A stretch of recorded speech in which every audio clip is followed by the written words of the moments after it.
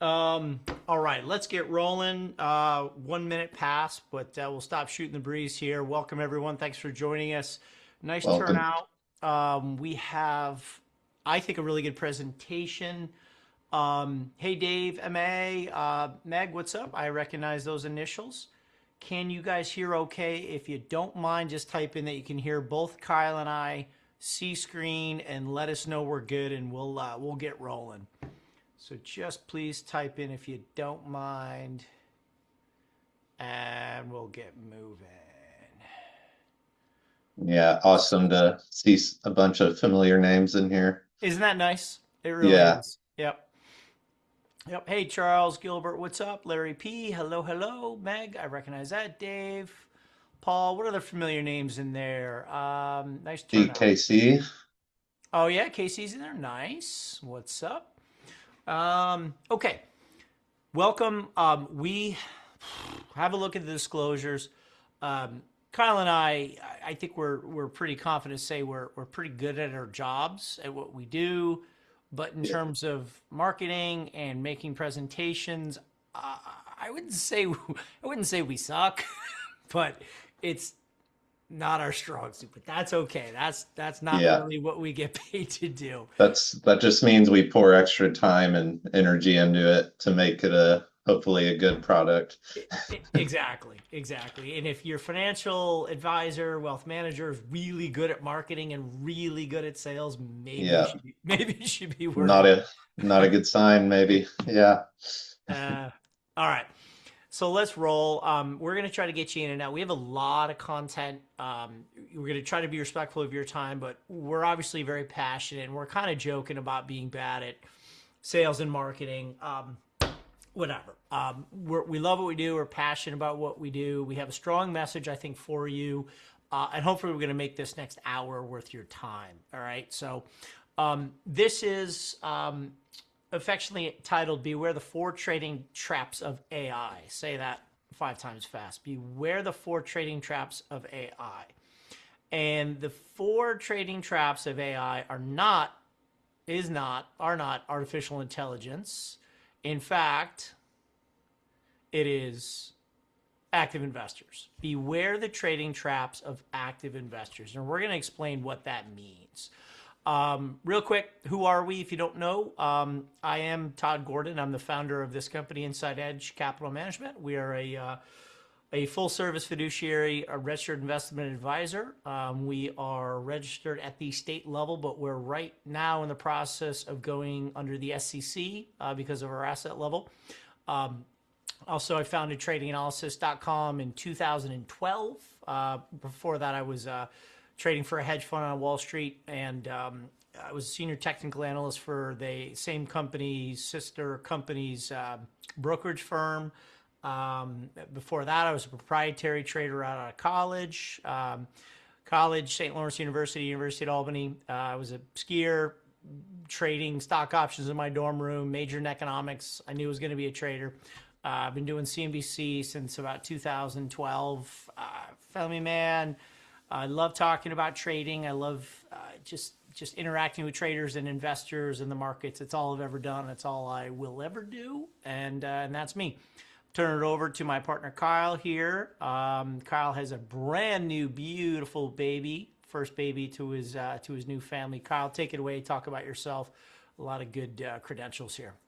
Yeah, so I serve as a chief operations officer and a certified financial planner, working with all our clients here at Inside Edge on their financial plans.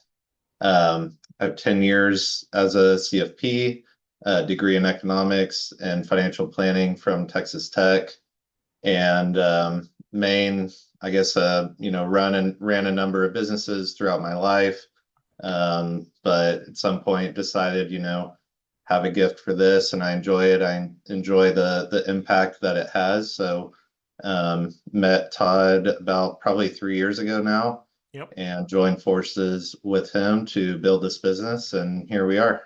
Yep. Yep. Kyle came on top of a of a stack of 50 resumes from the Certified Financial Board. All CFPs. That's what I was looking for. He came out on top.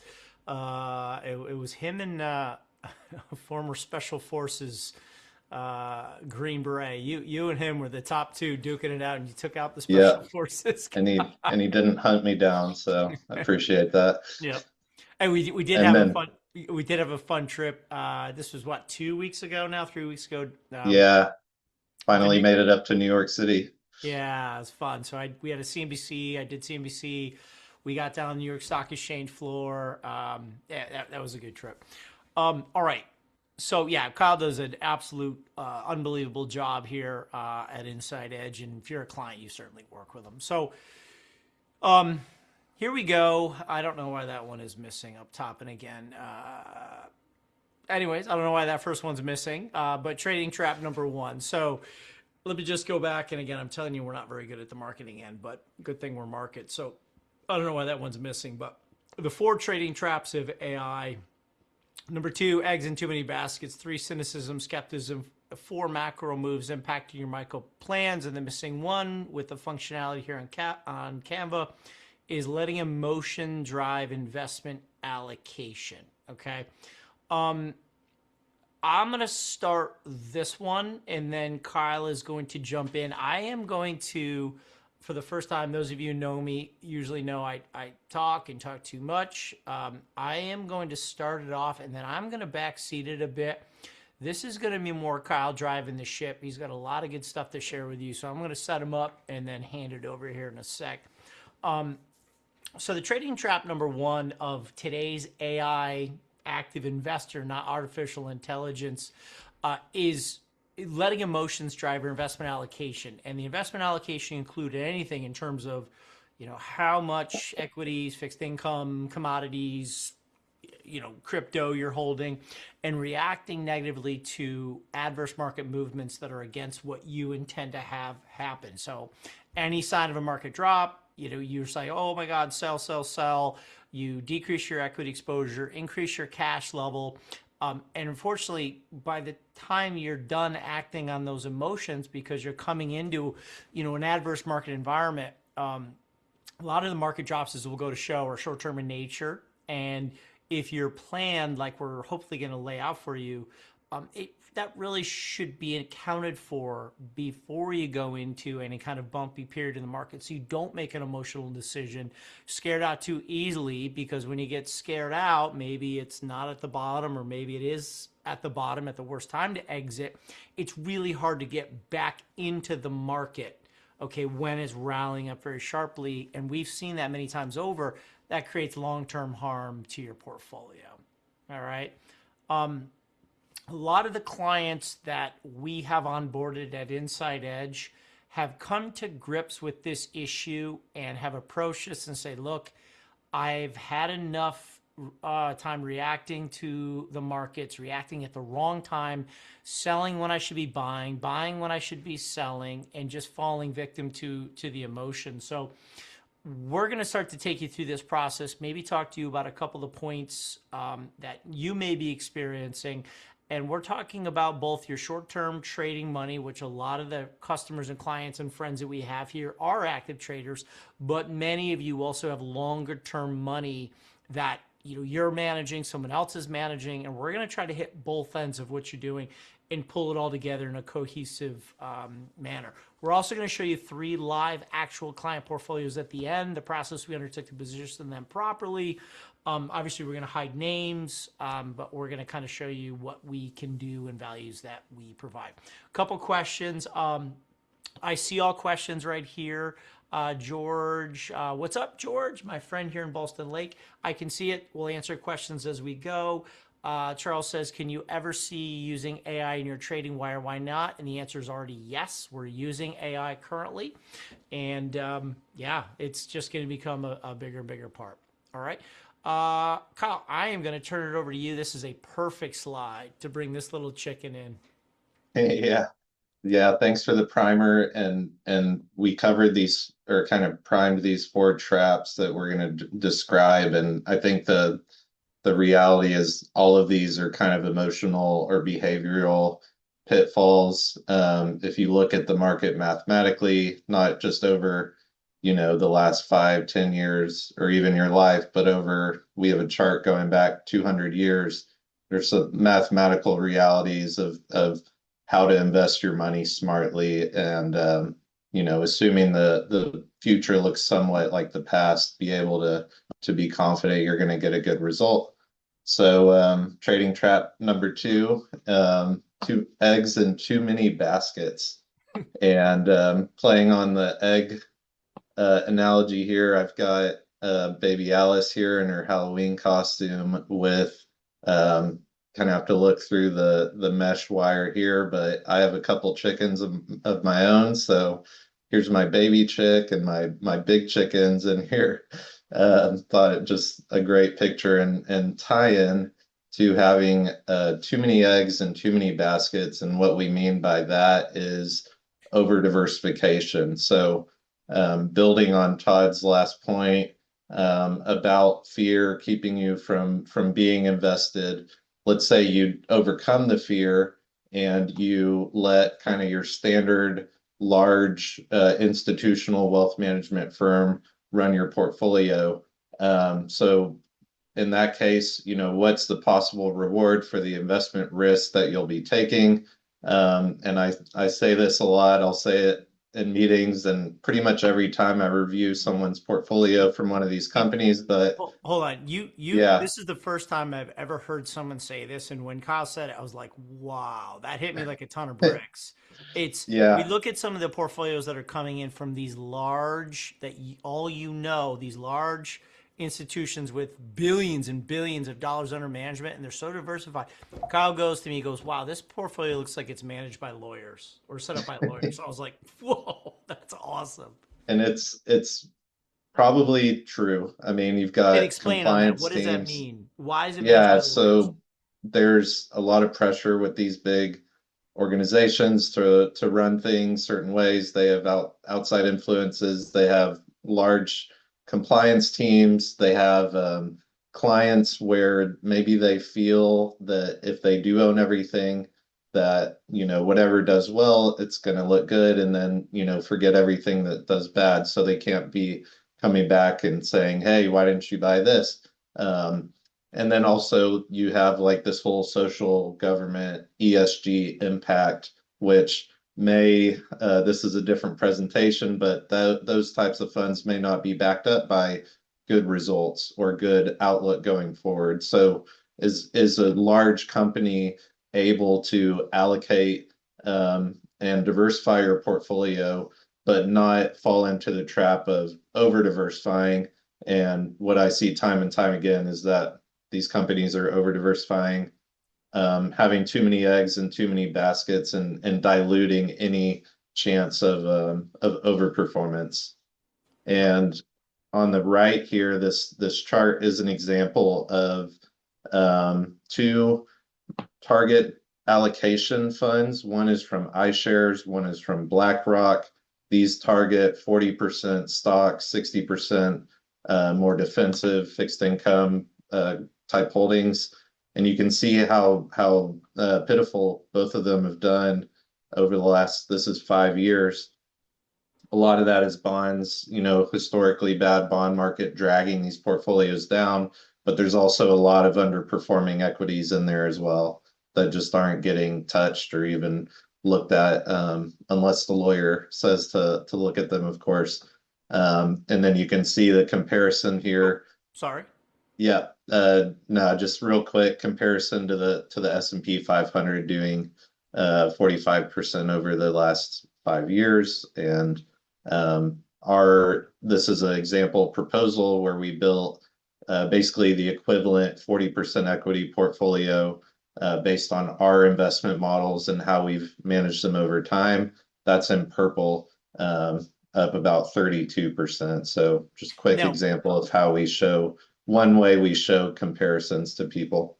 now the risk 50 portfolio, is that 50% fixed income, 50% our equity models? It's risk 50, Oh, which is how we oh, measure. okay. Yes. Yeah. So Yep. good. And that's a good point. We measure portfolio based on risk, not equity/fixed income, not that breakdown, because not all equities have the same risk, not all bonds have the same risk or defensive holdings. And we have software that is able to measure the risk of each underlying holding. So we don't even really use that typical 70/30, 60/40 terminology. Gotcha. Well done. Yep. Next chart here. This is called a Callan chart. I love looking at these. They do show how different asset classes perform on a calendar year basis. This one goes back from 2004 to 2023. And basically what it's showing is that, diversification is important, but there are consistently outperforming asset classes as well as consistently underperforming asset allocations. So it's important to be diversified and not all in one of these buckets or even two, but doesn't mean necessarily that you want to buy everything. A couple points on cash and money market. You can see very often it's the lowest performing asset.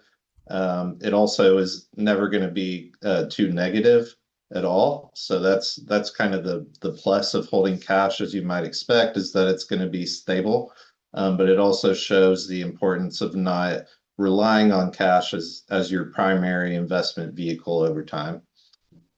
And yeah, so that's just a kind of a fun chart showing. I'm curious what y'all would notice on that, but just showing how everything works.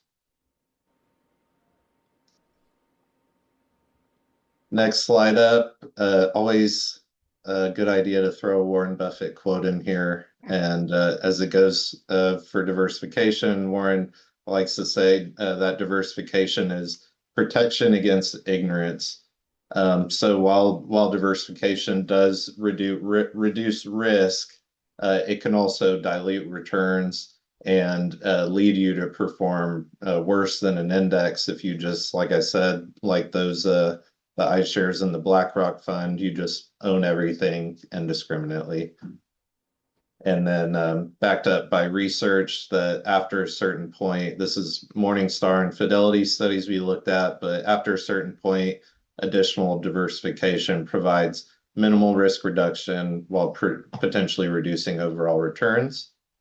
And the key, and kind of if you're thinking about what is the difference between diversification and over diversification, it's the way I would boil it down is that you don't own too much of any one thing, where if that investment or that sector just like blew up on us, that it would kill your portfolio, but you don't own, so clearly lagging or underperforming asset classes. Nice. I'll jump in here. Yeah, it's a good one. This is I've been saying this for so long. I'm almost tired of saying it. And those of you who've been with us for a while, again, it's the big traditional wealth management shops who trade with a strategy of CYA, if you follow me, where they're sort of governed by lawyers to protect, to not have too much exposure, to limit their liability. A lot of will say you got to have international exposure, and the younger you are, the more international exposure you should have. And there's times in the market, in my 20-something years of trading where, China and the emerging markets and Europe outperform the U.S., but they're very short periods. And if you look at the size of all U.S. market capitalization, all U.S.-based companies, add their market cap up. This was back at I think this was a couple of years ago, 2020. So this isn't even updated. It was at 54 trillion. And if you look at the next second place, China at 10 trillion, literally we're 5 times larger than the Chinese stock market, Japan, India, France, Hong Kong. If you combine Microsoft, Apple, and Nvidia, call it 3, and 3, call it $10 trillion. They're big. Those 3 companies are as big as the entire Chinese market. And what that means with the massive size that we have is the larger the market cap, the more value creation, which means the more opportunity for outsized portfolio returns here in the US. So though on paper it looks really nice to say, oh yeah, why don't you invest overseas? It sounds smart, it sounds intuitive, it sounds reasonable, but at what cost? And that's opportunity cost. So the US outperforms versus the rest of the world has been significant. This is 1990. $10,000 invested in 1988 in emerging markets. This is MSCI emerging markets. Growth index is 137,000. Right here in the S&P is 277,000. So you're talking, what is that? 274. So double the return Yeah. since 1990. So yeah, there are periods where emerging markets, and the last time that EM and particularly China outperformed the S&P was right heading into the GFC.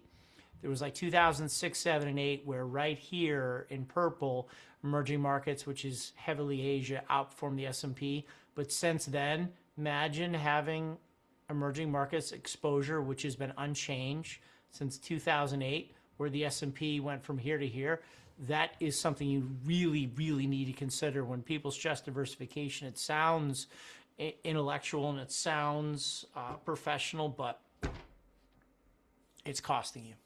And there's going to be a time where we do need to rotate overseas, but that time is not now.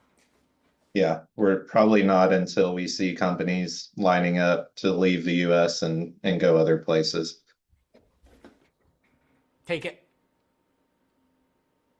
Next slide. What do we got? So target date funds are a scam is the title here. TDFs, they promise set it and forget it.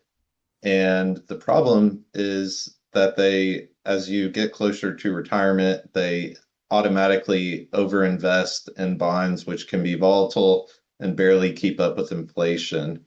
This hurts people's ability to retain their purchasing power, as they need it most. So that's kind of the reason I'm not a big fan of target date funds. They're better than cash or bonds, as you can see on the chart. I have the Bloomberg US Aggregate Bond Index. That's the total US bond market, way down at 22% over the last 10 years. Target date retirement fund, this is 2035. So this is what someone's fund is doing 10 whole years before they're getting ready to retire. You can see how much less risk and reward they're getting out of it. But if you do look at the S&P, which is up here in purple, you can see the same volatility spikes happening in that blue fund. It's just on a lower, with a lower starting point. So you're not like, are you protecting? Yeah, but you're not getting the growth, you're not getting the reward for the risk that you're taking as compared to if you were to stay more aligned with stocks. So that's the problem with target date funds. They shift you more into fixed income as you might need to stay in stocks over the long term because, I mean, let's face it, people live for decades. They have a long life in retirement that they want to fund. They don't want to lose their purchasing power. And that's something that the target date fund automatically kind of works against you on. And in that 2022 sell-off, which we're going to have more discussion about this, like that totally called into question the 60-40 equity fixed income portfolio is safe. Like that called everything into question. And yeah, I would argue the low interest rate era did too, because what were those bonds doing the whole mid 20-teens? Nothing. Nothing. All right. We got French fries here, Kyle. What's going on here? French fries and exercise. So the way I look at poor investment selection is like if you were to go for a run and then you get done with your run, you feel good, you're hungry, you want to feed yourself, but instead of cooking a fresh entree, healthy side, you go to McDonald's. So that's, to me, that's putting in the target date fund, in my opinion. If you're managing your 401k and you're in one, which you can see the stat about 2/3 of everyone of all 401 contributions are going into target date. You may be better off just picking an index like the S&P 500, or working with an advisor who can look at your fund options and give you an allocation recommendation, based on the options that you have available for you. That's awesome. I don't know why I'm hungry now, but now I want I was to. thinking I probably have done that.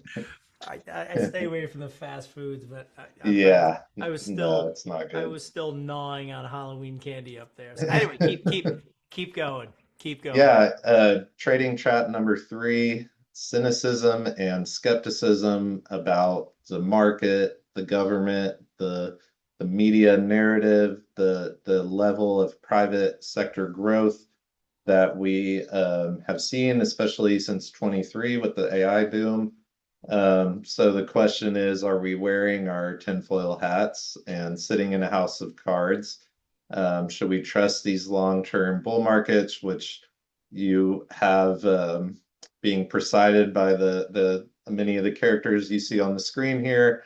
And I'll just say I can relate. So, like I said, I had a garden and chickens. That was a result of my own cynicism and skepticism. My personal story, that was during the pandemic when I went to the store and there were no eggs, and it freaked me out. And I built a coop and bought like 15 chickens. It spooked me. I'll be honest. So maybe that's advice for someone here. If you are worried about something, maybe it's time to start the coop in the garden. But that's No, another no, conversation. and this is a delicate. Hopefully, you see the fun that we're having Yes. with this slide, but you know the thing that we're building a wealth management shop for today's active informed trader, and I've been trading my whole professional life, and we very much encourage trading, but we have our business is built on the back of intelligent people, and I'm not patronizing, intelligent, overly informed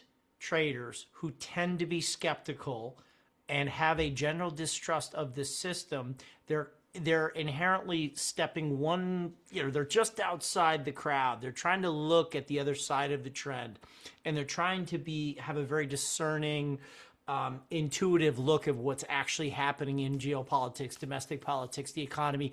And being that they're informed, and again, we have some very intelligent clients who are very successful in other very in-depth industries, but they kind of get in their own way in the markets.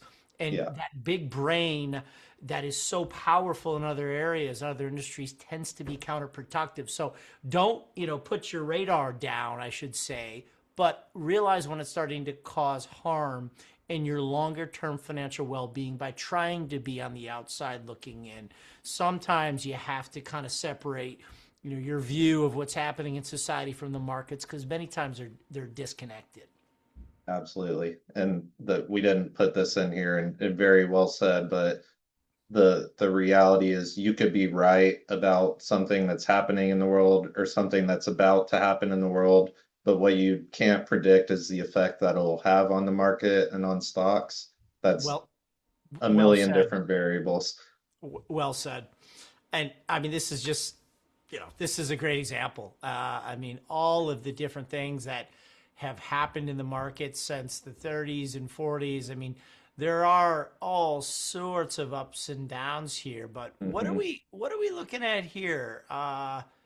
Into the 70s and 80s. This You put this chart in here. That's a significant drop. Yeah. Um, yeah, I mean, late. That must be real. The That must be net of inflation. That must be real returns in the S&P, because that was the inflationary 60s and 70s. Yeah. That was your slide. We're gonna skip that one. Yeah, I'll have to source that one back, but Yeah. yeah, I mean the point is, like, a lot of these things we're dealing with now, we've seen before.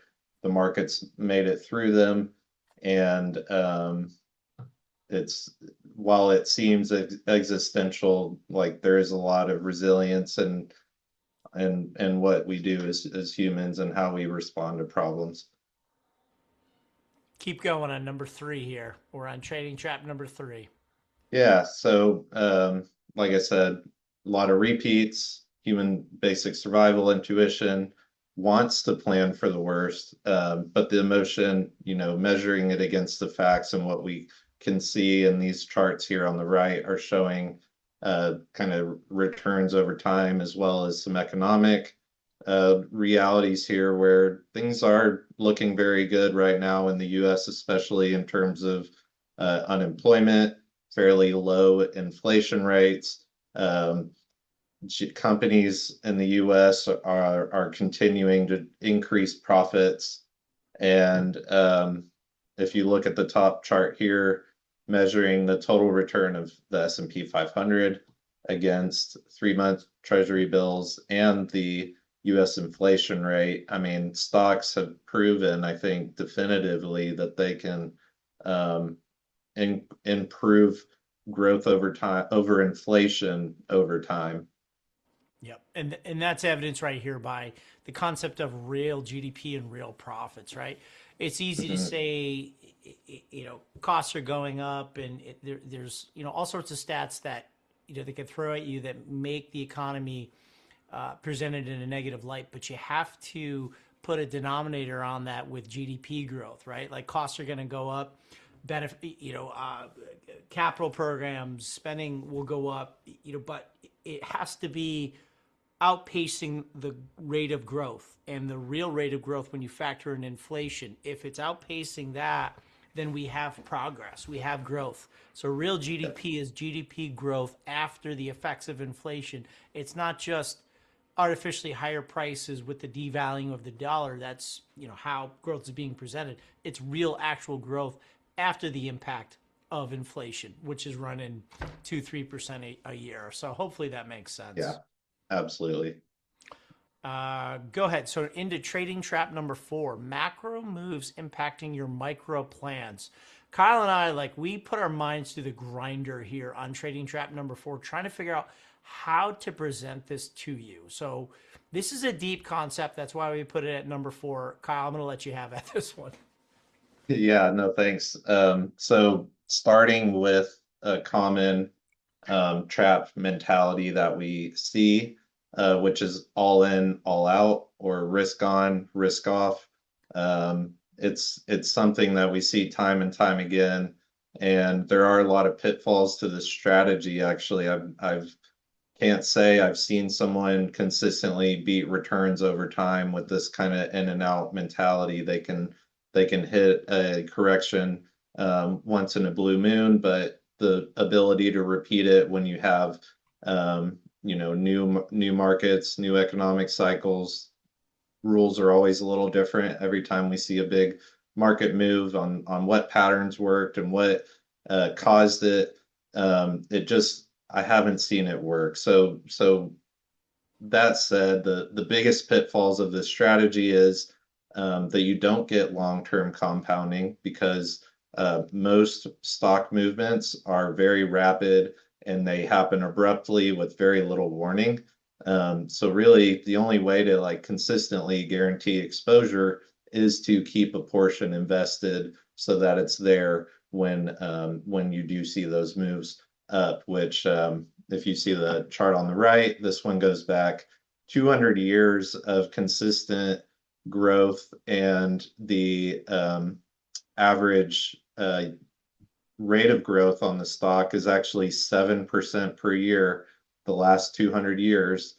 So for all the the reasons to worry about things, I mean, think about or read about history the last 200 years and everything that the markets have been through and lived through. It's a strong chart, I think, but other pitfalls would be selling low when fear in the market is at highs, or buying high when you think when you've seen the move and you think it's going to keep going. Those are common traps for people that are all in, all out. When you are trading this way, it increases your costs and it removes a lot of the ability to build up long-term capital gains and individual stock positions, which is more tax efficient than buying and selling. often going to be overweight cash or mostly overweight cash or just buying a single asset like the S&P 500, which probably wouldn't be against that if you were holding it, but just to buy it, just to sell it based on the very short term doesn't, it's so much easier said than done. And we've seen it time and time again. And then just playing on all these other points is the philosophy based on reacting rather than anticipating markets and just being too jumpy. Yep, well said. Um, yeah, and I think what we're trying to one of the other points we're trying to make is the macro moves in the markets, right? So the inevitable market volatility, the ebbs and flows, the nature of the stock market, which is 3 steps forward, call it 1 step back, 3 steps forward, 1 step back. There's going to be ebbs and flows in the market, and especially in this very unknown future that we'll begin to talk about, which is the AI future. If you let these inevitable market gyrations, I call those macro, impact your micro world, which is you and your financial plan and your family and what you need that money for and the longevity and expected timeline of that money. If you let those two worlds negatively impact each other, if you let them collide inadvertently, that's going to cause harm. You have to be able to separate the inevitable macro moves that we're going to talk about. That's is why this is what we deal with. We worry about the macro gyrations of the market, but you need to be squared away with your financial planner, your tax strategist, your estate planner on the micro, and have that squared away, because you don't want to go into an unknown environment, which is speculation in the capital markets, without having your plan locked away, because then the micro and macro will collide, and that's where you start to cause some serious harm. If you're trying to move in and out, which again, guys, I've been trading my whole life, my whole professional life, since I was 18. I've talked to every trader out there that you probably know. I mean, this is my whole career. Like, I've made more money by participating in the longer term secular bull market than I ever have in the ins and outs. And I've been doing this my whole life. One of our friends, Charles, just put it out there. He's like, I'm getting pitched to $15,000 to $25,000 for people want me to buy an AI trading system. I'm like, oh, dear God, please. Like, if they want you to buy an AI trading system for $20,000, like, unless it comes from Simon's at Renaissance with $1 billion, infrastructure behind it, like, please stay away.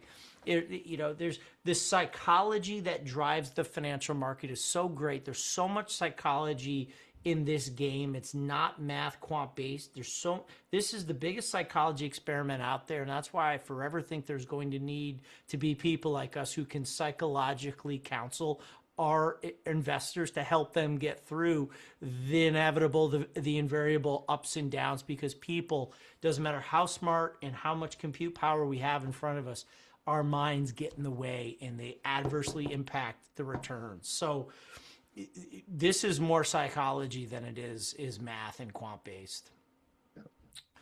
So we are at a significant crossroads right now. We've had an amazing return in the markets. AI's here. We all know the valuation questions. If you've been following our content at Inside Edge, we've been like covering the sidelines of Michael Berry, Alex Karp out of Palantir, that whole saga. Michael Berry shows up after 2 years and says AI is overdone. The whole world goes crazy, reporting on his option positions in Palantir and Nvidia.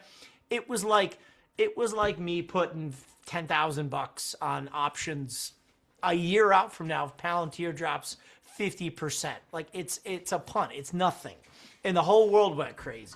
And now we have all sorts of questions about the valuation, and are these companies going to be able to realize a profit with the massive capex that they're putting out yearly, $50 billion with the hyperscalers?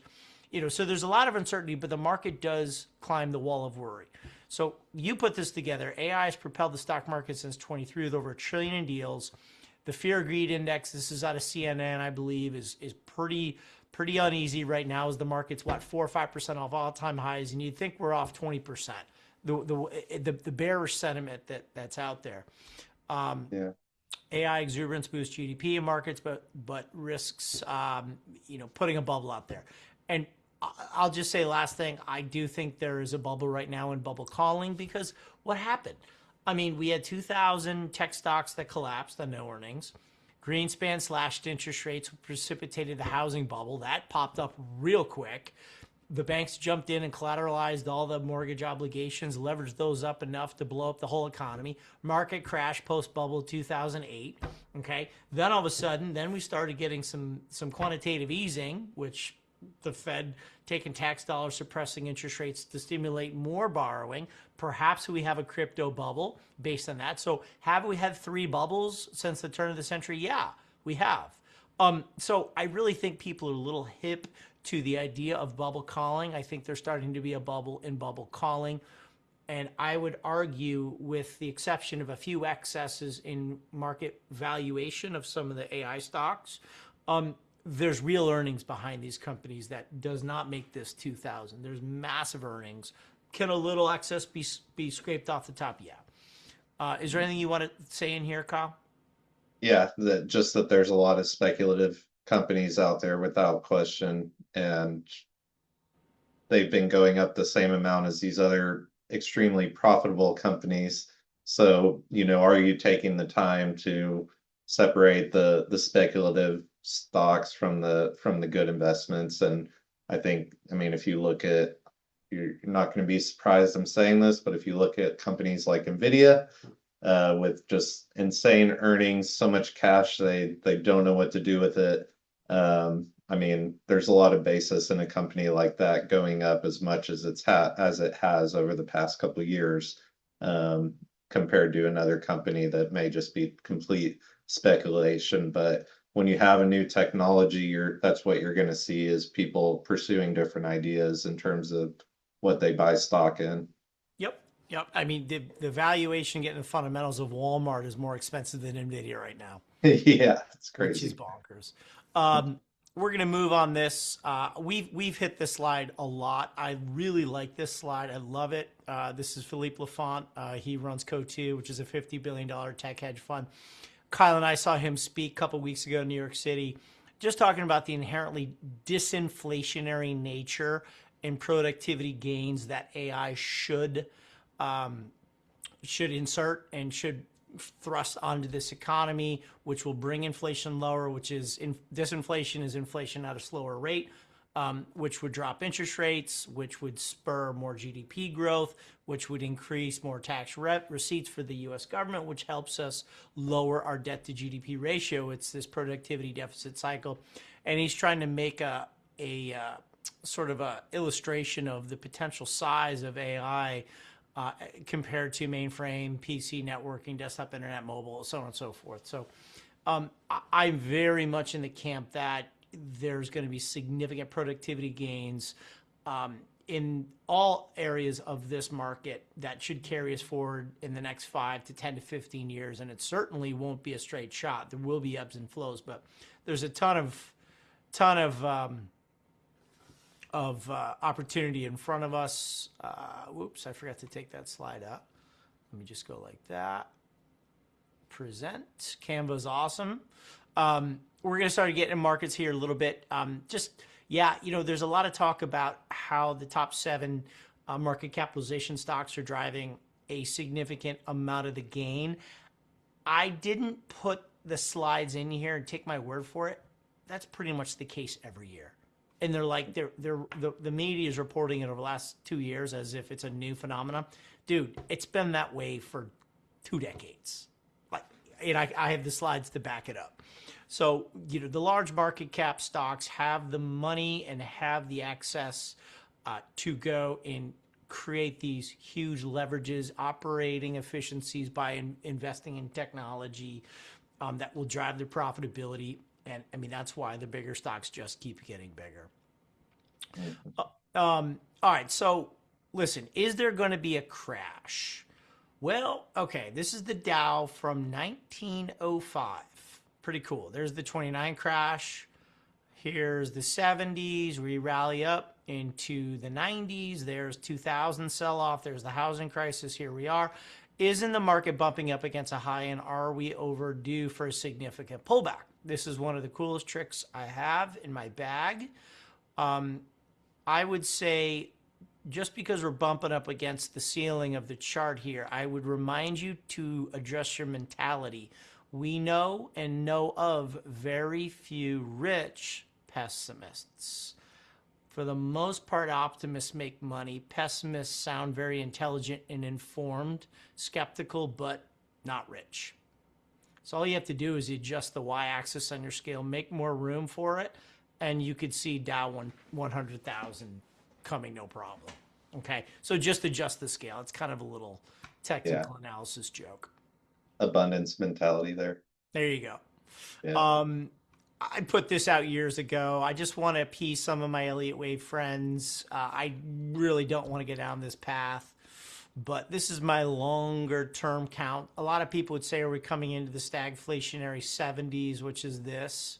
The model that I use, yeah, I think, but what year is it? It's 2024. Me, Kyle, I think we're probably going to be dead by the time that happens, the way the model is unfolding. And then, I would say 100 years from now is when we're going to be looking at a long-term wave 5 top coming from back here. So we'll leave it there. I think, the Dow 20, 30, 40,000, if you look at the scale, the semi-log scale, 30, 50, 100,000, 150,000, that's when we start to run into some problems. All right, so yeah, there's going to be pockets of volatility along the way. 10% pullback every 18 to 24 months, 25% pullback every 4 to 5 years. Markets perpetually climbing the wall of worry and moving forward into the great wide unknown future. That's a little Tom Petty nod, particularly in this AI-driven industrial revolution. Those inevitable pullbacks will be recouped. And I'm sorry to just read this, but this is important. Without some degree of inherent risk, you cannot and do not deserve to reap the massive rewards that are available to you and I. Let me read it again. Without some degree of inherent risk and assumed risk, you cannot and do not deserve to reap the massive rewards that are available to you. You cannot participate and improve the quality of your life and your family's life without properly accepting and embracing risk. There cannot be reward without risk. There cannot be an AI-driven system that you're going to pay money for that is going to print money for you, unless you're Renaissance Capital and you've got $1 billion of computer technology that swing trades the market on an hour-by-hour basis and takes little pieces out of the market for you every single day. Okay, you need to participate in the longer-term AI build-out. And again, there's going to be pullbacks. That's what we get paid for. Our clients know we monitor the markets daily, like we're short-term hedge fund traders, which I used to be, and keep a close eye on their individual financial plans. So you got to be squared away on the micro plans between you and Kyle. Let us worry about the macro, inevitable macro ebbs and flows that are going to come along as the market climbs the wall of worry. Let us take care of the worrying for you. I'd be sitting here looking at these markets even if I had a real job. Okay, love doing this. Kyle is as in tune to the markets as I am. We will watch and do our best to take some of the sting out of the market gyrations. So a little history. We opened October 4th, 2021. Okay, that's when we officially got our designation to run a registered investment advisory. October 4th, 2021. What happened? Right after that, the market goes into a inflationary interest rate spiral. Welcome to the business. So Kyle wasn't here yet. I also had a partner for a period of time who his dad really wanted him back in the business, and I'll just leave it there. So he pulled his son back and a non-compete on his own son.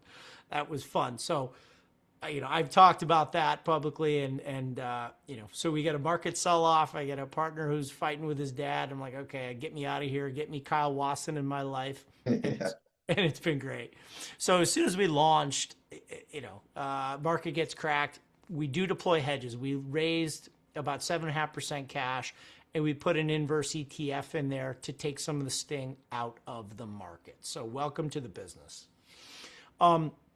During 21, when we launched, this was the sector weightings. And what we do is we deploy and find the best technical and fundamental individual equity setups in the 11 sectors that make up the American economy. Okay, so here's the weighting of tech, healthcare, and so on to the S&P. Here's where we are in our value portfolio when we launched October 4th, 21. Okay, you can see where we are with technology relative to the S&P. The two I want to focus on, we came out in the value portfolio, which is SIG, at 18.5% tech, which is 7.4% shy of the S&P's 25% energy.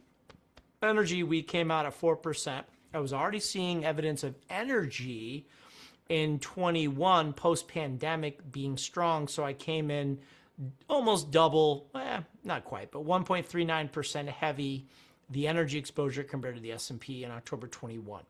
Then if you remember in 22, we get into later 21 and 22, the inflation and interest rate trade really started going, and that boosted energy.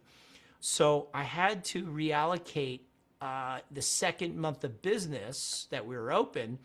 I went from 18% tech to 14% tech, energy 4% to 8%. I doubled the energy exposure in our first, almost second month of business. Energy rallied, technology sold off. So that was a good move. We also, as I said, as the bear market in 2022 continued, we did put some of that inverse ETF in. So we have been tested before if and when the next sell-off comes.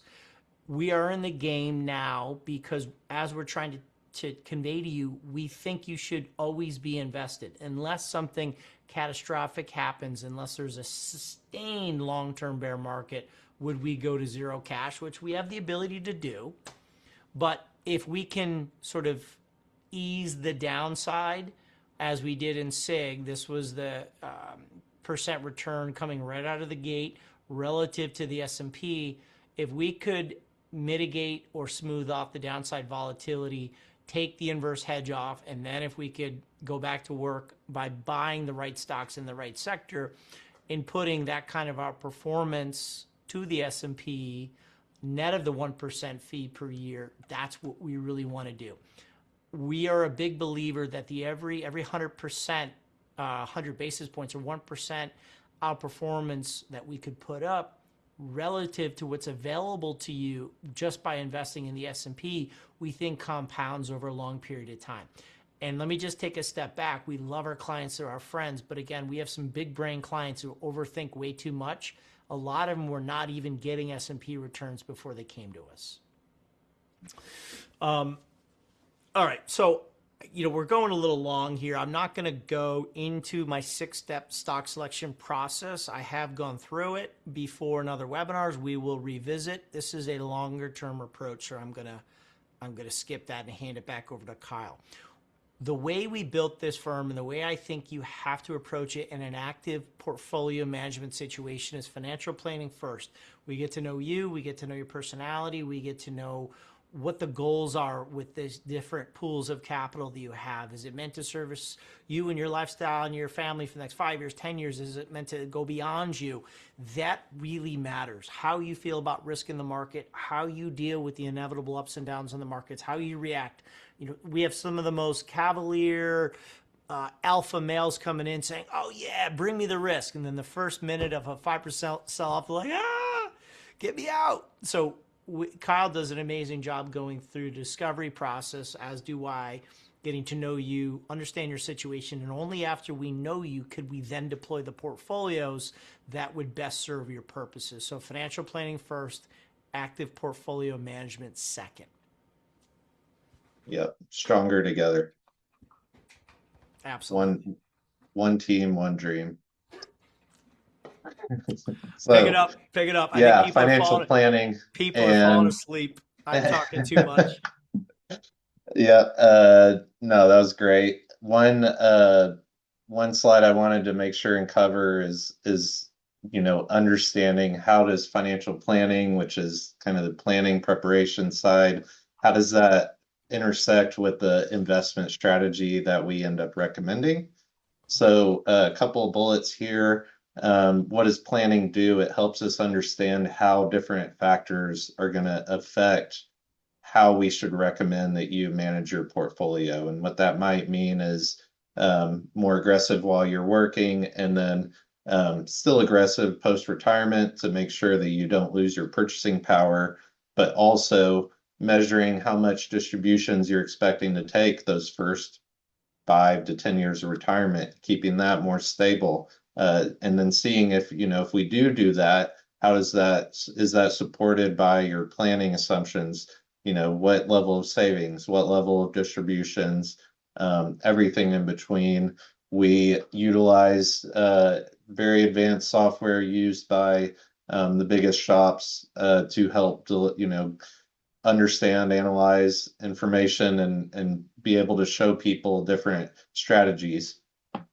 So that's one big thing the software does, and that's you can see a good example here with two graphics. The first one on the right is a analysis showing the percentage chance that you would run out of money in your portfolios based on not only the way you're invested and how much assets you have, but based on your spending assumptions.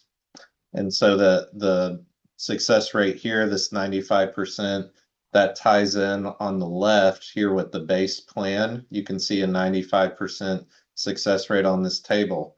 And what we're able to do with our software is see, and you can see in parentheses, I took what this client gave me, their current investment allocation that they came in with, and then I was able to run 4 different scenarios here by just changing the variable of how much equity they invest.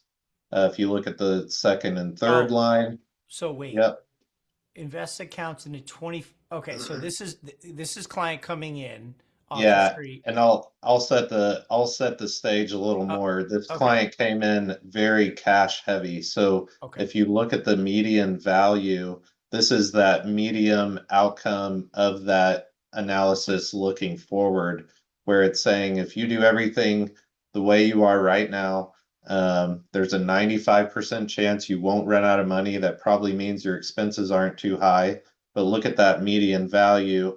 5.8 million, still very good. Not amazing compared to what they came in with, but still a successful plan. And then what I'm able to do is say, okay, what if we took that cash heavy portfolio, we invested that 25% into stocks, 75% into fixed income, cash, and other defensive assets. Just by investing a quarter of their portfolio, the success rate went up, and that median value, look at the difference there, went up by 4 million. That's in tomorrow's dollars. The last column would be in today's dollars. So looking at that, about 1.5 million potential more in today's dollars. 50% equity, going to look even better. And this is based on, again, those historical realities with the stock market being backed by inflation, backed by the economy, backed by human ingenuity and What value creation. So what's the time between what's time over what time period is this, Kyle? their whole life. Okay. Okay, got it, Yeah. got it, got it. So So age 90, and it does randomize life expectancy if I want, but I do want to run those scenarios where they live for a long time. That's the biggest risk for a lot of people is outliving your assets. So we're always measuring decades into the future, and seeing how so things look. so you come in if you put an extra 25% equity allocation from 25 equity, 75 fixed income, 9.8 million to 17 million by putting another 25% and going half and half.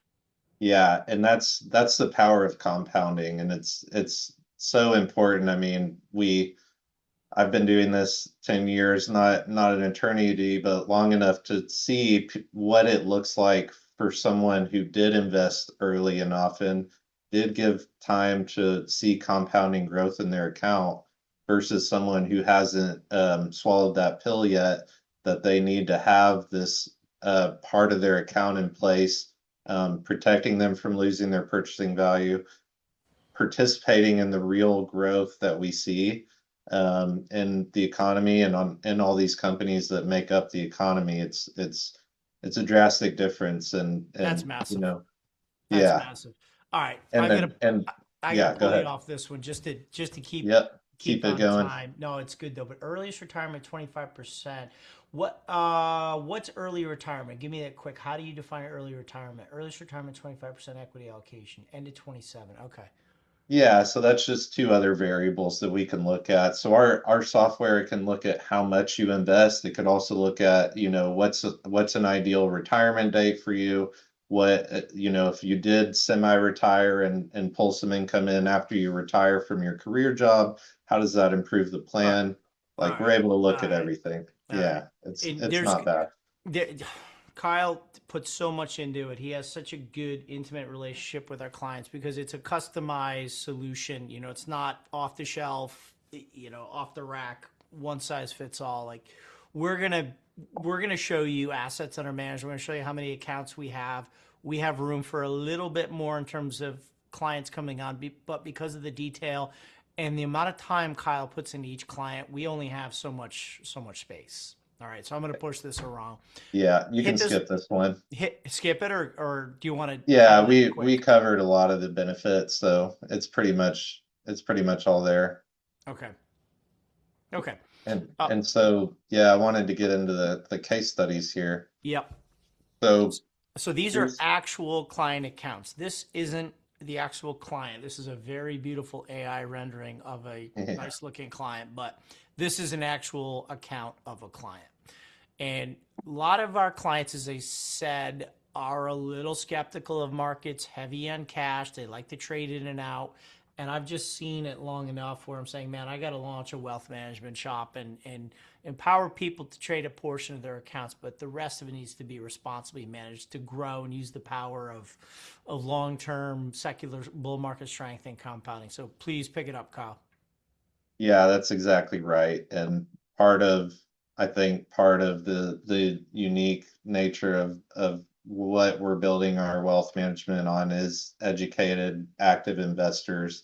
Is that we do have to navigate a lot of those traps and be able to educate and give confidence and build a plan that works for those biases that we might have to work through with people. So client A here started with a small portion of his total net worth back in late 2021.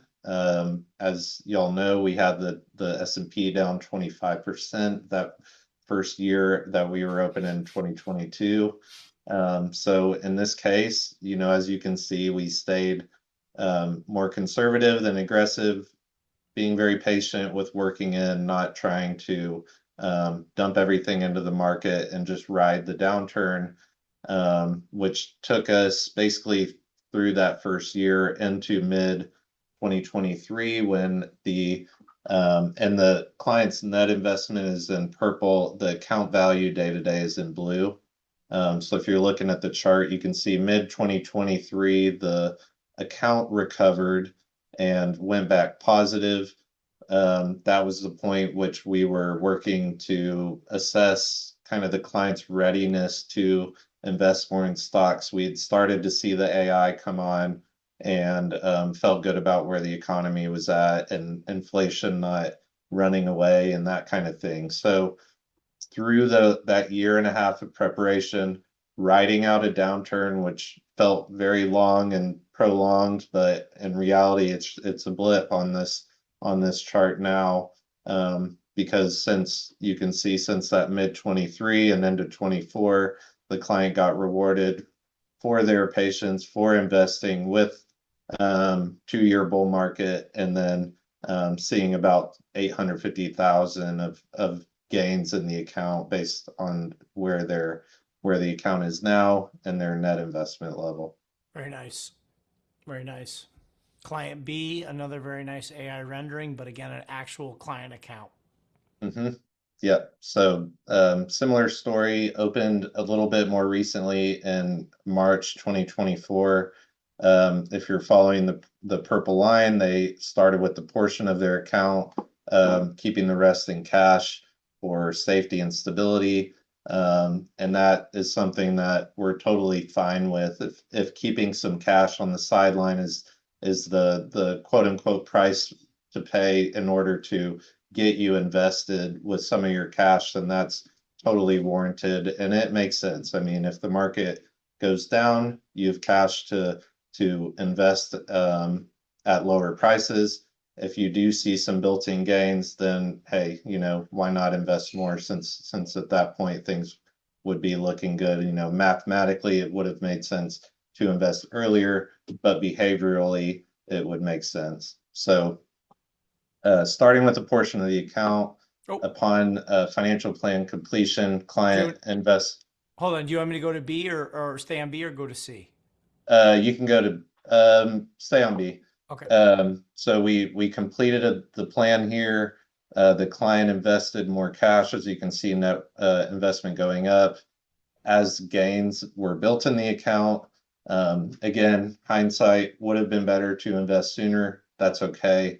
Client invested more cash at that point, and then again rewarded with the bull market appreciation. This is I didn't see these slides go in this direction, but it's investing and building up and letting time work for you is the takeaway from clients A and B. Okay. Absolutely. Yep. Client C actually started with the entire account of investable assets. You can see the purple line static from when we started in late 24. I know this client. Yeah. She's my friend. She was not psyched about the sell off here in 24, 25, but or 25. Not at all. But that's not okay. at all. I understand. Not at all. Yeah. And talked through it with her, worked through it, multiple conversations and setting kind of, explaining the success and how this works and how basically you have to, you pretty much have to watch things go down at some point before you get those built-in gains, unless you just get lucky, which is harder, easier said than done. So, and we've dealt with this a lot because again, I love our clients. I love our, but we get a big rush of clients coming into the market, into our business. A lot of times at market tops. We have to work with a lot of new incoming cash at usually when things are overly good. Yeah, absolutely. So another success story after April, and then the last point is, once you do have the gains built in, it does for many it eases those future drawdowns, which I think is important to note. Yep, it sure does. It sure does. All right. So again, we're missing a nice logo up there. That's okay. So again, who are we? What are we? We are a boutique entrepreneur-run RIA. We are going to cap out at 150. That should say accounts. 150 accounts. We'll have more about that, right? So obviously, we're active portfolio management of individual equities, but first comes getting to know you, your individual circumstance, your tolerance for risk, and what this money means to you and what it should mean to your family. Only then do we move into actively managed equity portfolios. We fight for every extra 100 basis points or 1% return above what's available in the averages, because this whole industry is so many people sitting around on their butts playing golf, networking, marketing, selling, putting on seminars, instead of sitting their ass in the chair watching these markets, fighting for every 100 basis points above what's available in the S&P, because I think that compounds significantly over time. There's no guarantees that it happens. I've showed you the returns on our dividend portfolio. I didn't show you our growth portfolio. And there's no guarantees it continues. But that's why we're inside edge, because Reggie, there's a lot of obstacles. There's a lot of unforeseen bumps and drops in inconsistent conditions ahead of us. But if you can plan, if you're prepared, if you can attack without hesitation, it's a hell of a fun ride. So highly interactive, high touch care and client experience. It's treacherous out there, but the opportunities available to us make it worth the risk. And that's why we named it Inside Edge. With a solid plan, 100% committed to, the rewards available to us in this AI revolution are well worth the inherent risks. So again, why are you here? Okay. Why are you listening to us? Either you're a client already, and I see multiple clients in here, or you've done well, but you fear a little lost in this AI-driven market. You're not sure if you're overexposed or underexposed, or perhaps you're stuck in cash. You don't trust the Wall Street sales machines, the mutual fund salesmen, the insurance products. They lock you up for decades with hidden fees and underperformance that sounds great on paper, but let us pull it apart for you. You want someone who actually grinds for you, and that's what we do. I don't know what happened to our Inside Edge logo, but that's okay. Yeah. That's okay. We're showing you everything that we have here. Okay. We launched this business in 21. It was a second business. It was always going to be my plan to move into this full time. I set this plan into motion 10 years ago. But in 21, after the pandemic, I launched Inside Edge while simultaneously running my research business, Trading Analysis. Thank you very much for popping that in. Yep. Kyle empowered me, encouraged me, and gave me the resources and ability to begin winding down the research business to move full-time into the RIA. And that just happened this summer. So it's been really fun. It's been exciting. My income has taken a pretty significant hit, but I planned for it. It's fine. Here's the assets we have under management. Here's the number of accounts we have open. Okay. And I'm completely pulling over the cover. And we went back and forth. And is it a lot of money under management? No, not really. But you know what? We've only been full-time doing this since the summer. And this is our first real official marketing webinar, Kyle, that we've done for this. Do you know that? Yeah, exactly. And hopefully we can build on it and use it many more times. Yeah, well, our people deserve a brand new updates, custom every time. No. So again, we just went full time with this, and again, it's been a slow ramp up. So yeah, I'm a little self-conscious showing you. Yeah, we run $45 million. We're going to be at 50 by the end of the year. But you know what? I don't want to be on the Inc. 5000 list for fastest growing companies.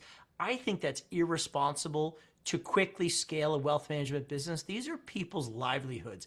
I'd rather make less money for a period of time to build a good, solid infrastructure to make sure that we scale slowly, smoothly, and without any significant hiccups. And we haven't had one. We had one within the first 3 months, and he's still a client, and hopefully he's listening. And I rebalanced the portfolio incorrectly. This was like in early 22, and I made up the difference in money back to him. But there hasn't been a mistake or error since. So yeah, we're at 43 million.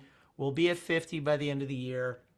We have 125 clients, and because of all of the time that Kyle spends with a financial plan, bringing people on, we're going to take on 25 more accounts into the end of the year. And at that point, we're going to be up at the SEC level. We're state level registered and regulated right now, but we're in the process of going up to SEC. And then after we hit 100 million with the current team, which I'm envisioning would be 5 to 6 employees, we're going to stop and we're not going to market anymore. All the extra stuff I do out there, I'm not going to do it anymore. I'm going to work really hard to continue to provide value and returns in the form of portfolio management for our clients. I don't need to be out there pumping on Twitter all day, putting out stupid crap on Twitter to gain people's attention. It's so annoying. So those are two thresholds that we're going to hit. We're going to take on 25 more because we can't take on anymore. Then we're going to reinvest more in the business, bring on some more planning help to help Kyle. and have more frequent contact than we already have with our clients, then when we hit 100 million, we're going to really pull back on marketing. I'm still going to do CNBC. I'm still going to do TV, but in terms of banging out social media all the time, no, thank you. Yeah, we need you And, focused on the markets. yep, yep, Exactly. exactly. And then, I mean, my friends are out. My friends, Ryan's wife's birthday, Kyle, they were all at Saratoga. We had the Victorian Street Walk in downtown Saratoga, and we're banging here. But we love it. This is what we do. At Yeah. some point, there's going to be work-life balance. So, hit this one, Kyle. Why don't you pick this one? Yeah, Yeah. just to boil it all down, we're building a boutique wealth management firm. Once we do build the firm, we're not going to go anywhere. We're not going to sell our book to an acronym large brokerage firm. It's not our agenda at all. Our agenda is to have about 150 households that we work with, that we understand. We can do good things for you, and you're appreciative of the work, and we appreciate you for being who you are, and making all the right decisions, and working with your advisor to have a solid plan and put it into action. That's what makes it rewarding for us. So we're going to stay client first. We're going to meet our new clients where you are in your financial journey, whether you're sophisticated, accredited investor, knows what you're doing, or you have been a passive investor your whole life. You just want to work with an advisor. We've worked with all types of people with all types of wealth situation, different risk tolerance, different limitations and goals. So that's our promise, is to understand you and meet you where you are. Todd had mentioned, how we fight for every 100 basis points and outperformance. We also try to cover our fee with financial planning advice, tax strategies, different ways that you can create value on the planning side, as well as just managing your money well. So we're looking at all avenues to make it worth it for you to do business with us, and we feel like it'll be like it's been successful for our clients so far, and will continue to be with all the new clients coming in as well. Yep. Well said. Well said. Okay. So yeah, I want to take it through, and we'll have some information. I have some people asking about minimums and how do we come on board. So why don't you talk briefly about the onboarding process, Kyle? Yeah, and this is available to people with no commitment to do an initial consultation. This starts with setting up a 30-minute get to know you call, where we just get to do introduction. We get to learn about you, introduce ourselves and our company, see if we might be a potential fit to do business. And should you feel good about it, we feel good about it. The next step is we would kind of set the stage for a 60-minute consultation. This would be complimentary. It would be based on your top of mind questions, and the 60 minutes would be your time to use in the way that you feel you can get your most pressing questions answered. So whatever that means, if you want us to review some stuff beforehand, your documents, accounts, we'll look at it beforehand. We can run a risk assessment and do a preliminary financial plan analysis if you would like, and just kind of give you a loose idea where you stand on retirement readiness or whatever your question is. And then from there, that's the point when hopefully we can have an idea of whether we'd be a good fit to work together, just going forward. So that's our offer for anyone, is to set up a consultation if they'd like. Yep. And we're getting a lot of questions about minimums. The stated minimum is 500,000 to work together, because that's going to give you proper access or allocation across the portfolio. If you really wanted to start and you have some extenuating circumstances, you came under the 500,000, reach out to us, let us know the situations, and we'll see if we can work it out. But in order to get the full experience, get the full financial plan, we need a minimum of 500,000 to justify the time that Kyle will go through and the time spent with you to set you up in the financial plan and then back you in properly into the portfolios. If you're under that, we need to be able to work together to know that in a reasonable amount of time, we can get you up to that minimum 500,000. Yeah, definitely.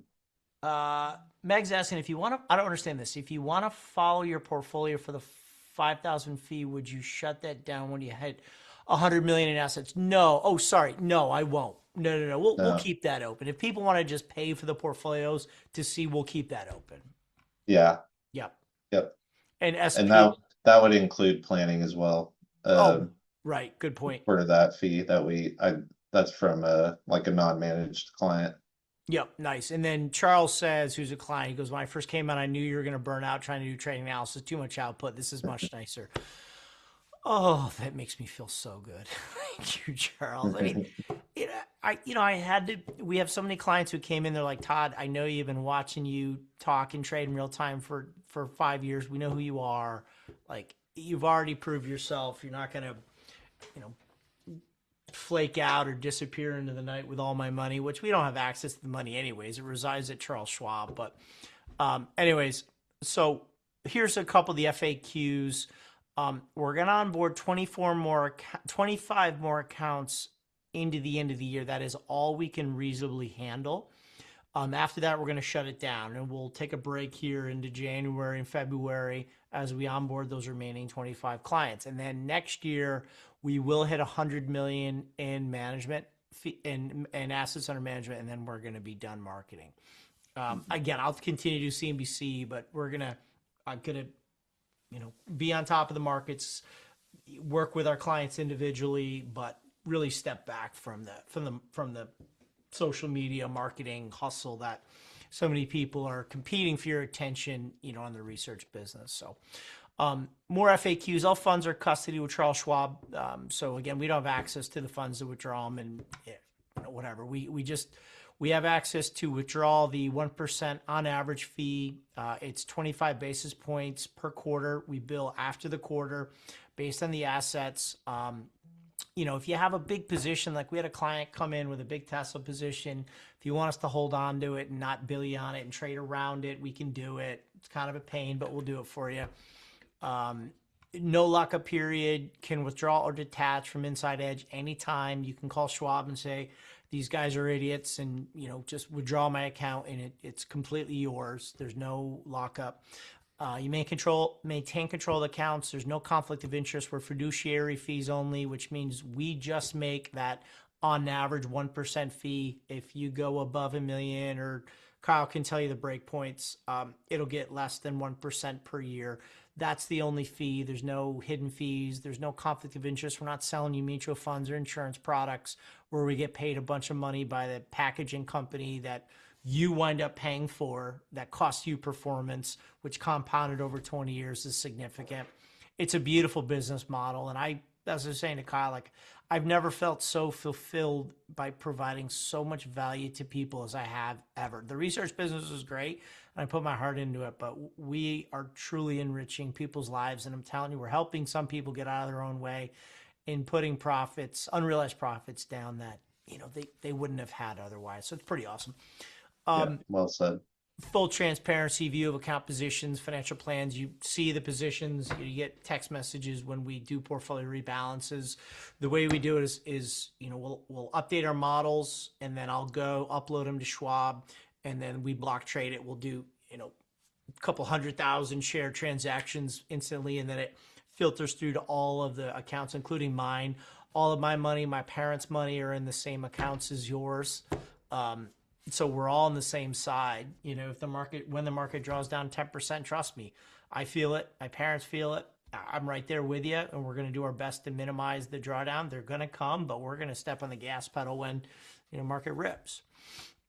So series of discovery, planning meetings before we invest any capital. We've talked about that a bunch. So if you want to get in there, it's Inside Edge Capital. Watch the 2 E's, insideedgecapital.com, and then just find the yellow or the orange button at the top, schedule a call. and we'll set something up if you want to work together. So there it is right there. Schedule a call.